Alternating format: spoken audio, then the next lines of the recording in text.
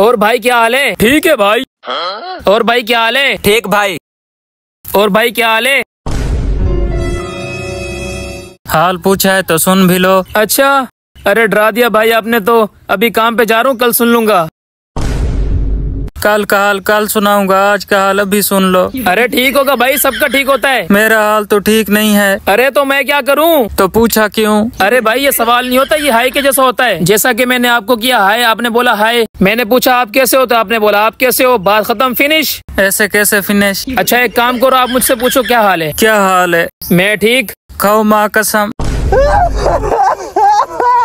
साला ये दुख का खत्म नहीं होता बे। फिर क्या हुआ?